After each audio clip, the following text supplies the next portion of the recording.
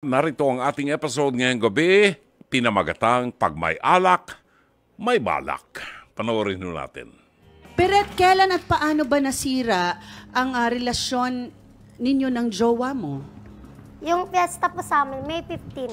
May 15. So, ano ang nangyari? Bakit nagkasiraan kayo ng jowa mo?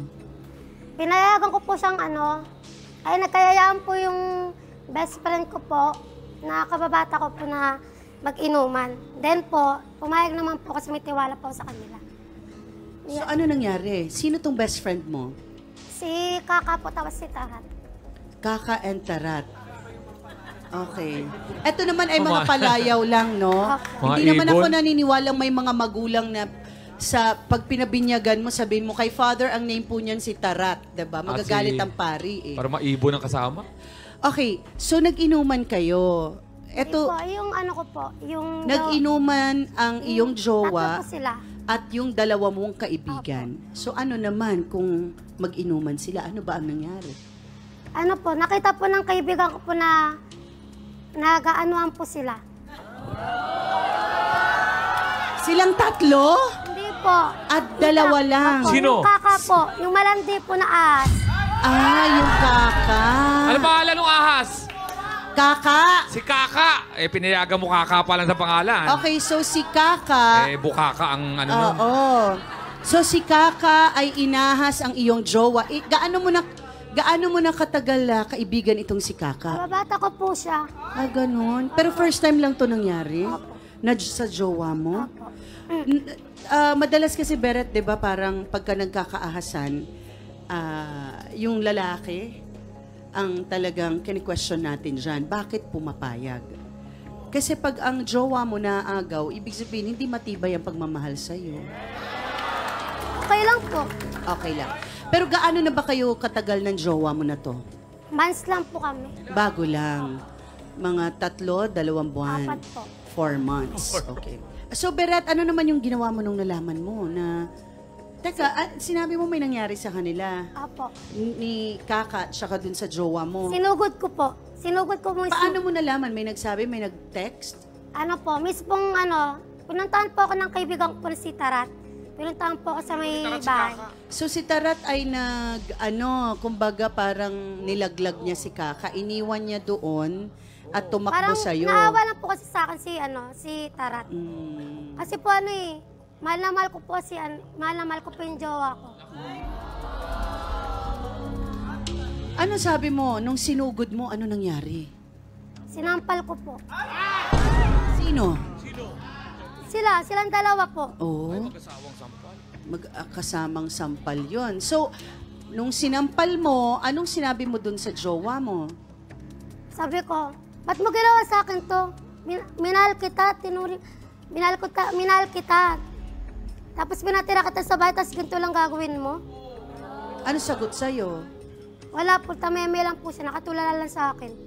Nakatulala lang sa'yo. Oh my God. Titignan natin kung matutulala ba siya ngayon. Tawagin na natin ang taong sumira daw sa relasyon ni Beret. Kaka, pasok!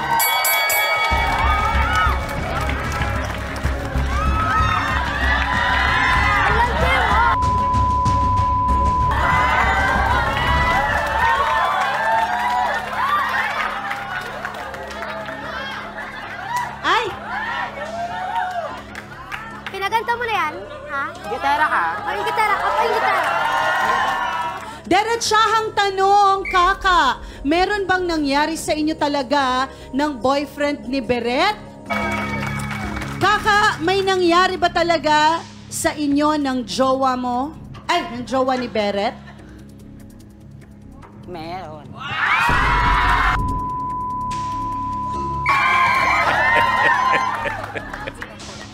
Nag-fashion show. So, eto na. Kaka, kaibigan mo kasi si Beret. Ano ang nangyari? Bakit nagkaahasan daw kayo ng jowa? Inahas mo? Lasing po kami that time. Then, syempre... Laseng? Yes. Laseng? Yes. Laseng? Ayan lang pala yung sabihin mo eh. Okay, game. Yes. Malandi Ano? ka kasi. Lasing po kami. Tumigil ka, nagkasalita ako. Alam mo ang kanta mo? Yes. Talaga, Mas saan maganda? banda? Ito. Ha? Ito na. Wala pa, pe. Wala pa. Ano po, lasing po kami that time. Then, syempre nagkainitan, Init ang mga katawan. Matagal na kayong magkaibigan ng jowa ni Beret. Opo, matagal na po. First time lang ba itong nangyari? Opo. Etong araw lang na yan. Ano nangyari? Ba't parang tila baga hindi mo na pigilan ang iyong damdamin? Alam mong may ginusto niya rin po kasi. Paano niya sinabi sa'yo na gusto niya? Sabi niya, dahil sa kalasingan, dalawa na lang naman tayo dito sa taas. Edi, go May na. mangyari na sa atin. Okay. So, ano ang nangyari? Kasi kayo ay nadatnan nung sinilip kayo or nakita kayo ni Beret. Nagkagulo kayo? Opo. Dahil ayun na nga. Nakrompal ka daw. Opo. Ha? Yes. Oo. So, ano naramdaman mo nung bigla kang nasampal at Natauhan, pero gusto ko eh. Bakit?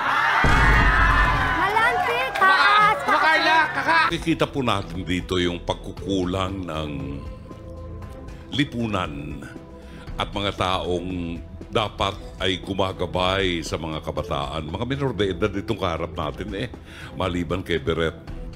Iniisip ko lang, Beret, ikaw ba'y nakabukod na ng bahay sa mga magulang mo? Hindi po, doon pa rin po nakatira sa mga magulang. Nakatira ka pa sa magulang mo? Opo. Pero nagpatira ka ng syota mo sa bahay ng magulang mo? Opo. At pumayag ang magulang mo na magbahay-bahayan kayo doon sa bahay nila? Opo. Wow! Tumutulong naman po sa tindahan ko po. May business po kasi akong sarili. Pero doon natutulog sa bahay niyo. Magkatabi kayo. Opo. Swerte. Ay, mga magulang!